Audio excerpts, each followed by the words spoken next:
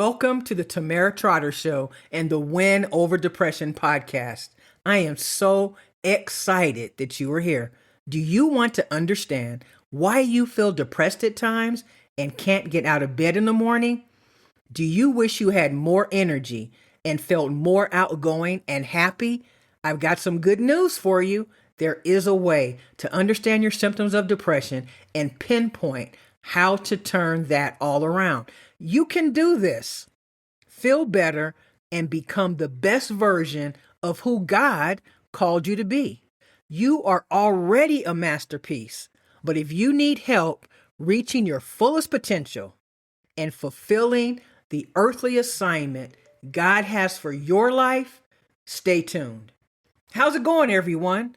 I am Tamera Trotter, Christian social worker, Delta, depression overcomer, swimmer, loving daughter and sister, aunt of 8 and great aunt of 3, mental health coach, and Gallup certified coach. For longer than I want to admit, I suffered from depression in silence because I was embarrassed that I could not manage my own mental health, and I prayed for healing. For years, my best friend encouraged me to seek help, but I was too stubborn. Instead, I languished in deep depression, always counseled on my friends who probably thought I was a flake, and this silent disease consumed my soul. I have lived with depression for most of my adult life. Fast forward several years when I decided to seek help, talk with the counselor, and start taking medication. As the fog lifted and I decided to become proactive, I learned about chemical imbalances in the brain, situational depression, and I started to take ownership of my mental health. I started praying more, and God gave me the formula to take my situation from being chronically depressed to now managing a few episodes of depression every month. I started this podcast in 2020, and God made sure I was well enough to be consistent and committed. He told me that out of my biggest pain would come my greatest testimony. And he shared that someone is waiting for me to succeed so I can tell them how I made it. And that, my friend, is you. This podcast will give glory to God and tell the truth about how he operates in our lives and can make the ultimate difference. All we need is mustard seed faith and the desire to start living our best life. My calling is to show you how to manage your mental health, which controls everything we do each day, whether it's making a decision, being bold enough to share with others how we really feel, or pruning a relationship that is toxic and unhealthy. If this sounds like an answer to your prayer, you're in the right place. I offer group coaching, and I have an online course called 14 Days to Manage Depression. You will have the opportunity in the privacy of your own home to learn about what causes your mood to swing, what triggers an episode of depression, and how to get to that better place. Depression will win some days, but guess what? That's okay. You will simply call it a day, dust yourself off, knowing that tomorrow will be another day to fight again. I am sure you know that mental health is not a popular topic. This is why my offer is so appealing. You don't have to lay down on a couch in an office and talk with someone you don't know. You can grab a cup of tea, sit down at your computer, and begin to learn how to manage your depression on your own time, in your own circumstances, and on your own terms. So sit back, relax, and let's take this journey together to win over depression. Today, we'll delve into why people suffer from depression. You know, depression is something that is prevalent, and 1 in 3 women and 2 in 5 men will experience symptoms of depression in their lifetime. And with COVID happening in 2020, people were experiencing depression for the first time in their lives. Sometimes depression doesn't have a signal or a clear cause. It comes from loss, disappointment, loneliness, or feeling overwhelmed by life. People are in crisis, people are traumatized, and as a result, they become depressed. Other times, it seems to appear without warning, like a heavy fog that refuses to lift. People may feel worthless, exhausted, or disconnected. They might ask, "Why do I feel this way?" Or does anyone understand? Even in the Bible, we see that sadness is a part of the human experience. So I want you to know that first and foremost. What you're going through is nothing new, and it's something that many will experience in their lifetime. King David, a man described as being close to God's heart, once wrote, "Why, my soul, are you downcast? Why so disturbed within me?" Psalms 42:11. David wasn't hiding his pain. He was honest about it. He felt discouraged, weighed down, and distant from joy. Do you feel distant from joy at times? It's something that a lot of us will experience because depression can come from many sources: emotional wounds or trauma, stress and pressure from daily life, feeling isolated or unloved, guilt, shame, or regret, physical or chemical imbalances. So please be reminded that you have absolutely no control over a chemical imbalance. What we need to do is become proactive and get help. The Bible doesn't deny these struggles. Instead, it meets people in them. The Lord is close to the brokenhearted and saves those who are crushed in spirit. Psalms 34, verse 18. That means that in moments when someone feels at their lowest, they are not abandoned. God draws near even when we feel distant. Another figure, the prophet Elijah, once became so overwhelmed that he asked God to take his own life. He felt alone and afraid. But God didn't respond in anger. Instead, he provided rest, food, and gentle reassurance.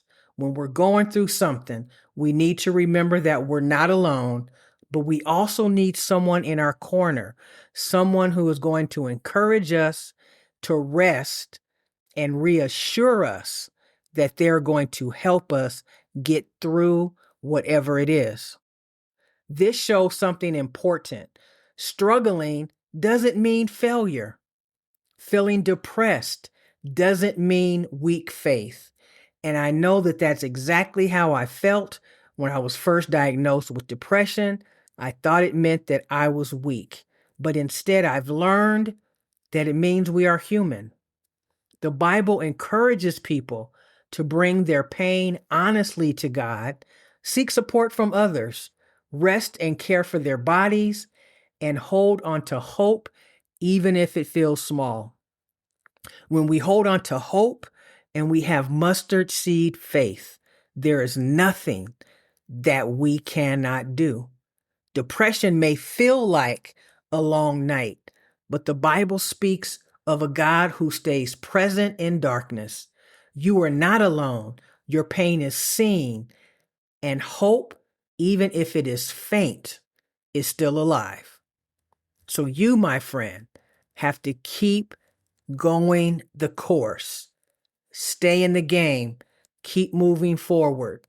When depression wins, look forward to the next day, knowing that the sun is always going to rise.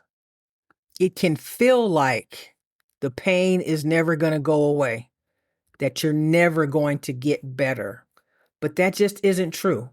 And I'm a perfect example of that.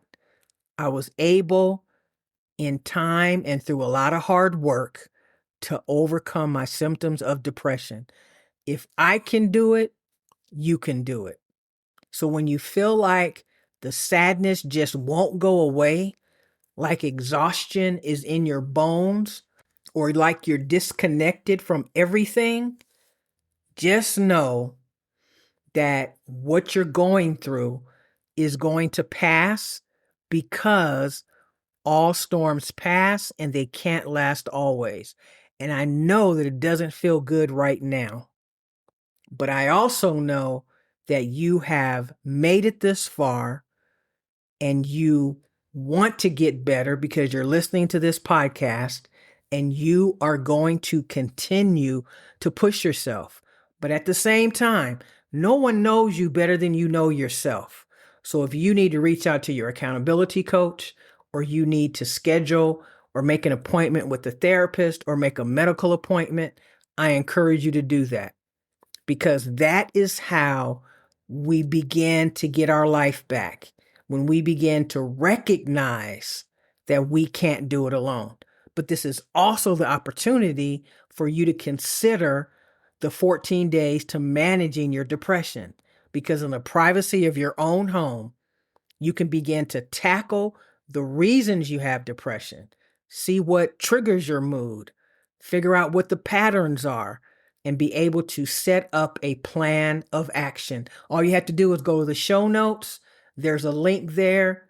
Cut and paste it into your browser, and you will be well on your way.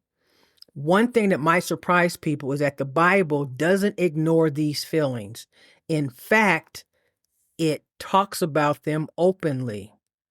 In the New Testament, for instance, Jesus says, "Come to me, all of you who are weary and burdened, and I will give you rest." Matthew 11:28. So you have nothing to be embarrassed about.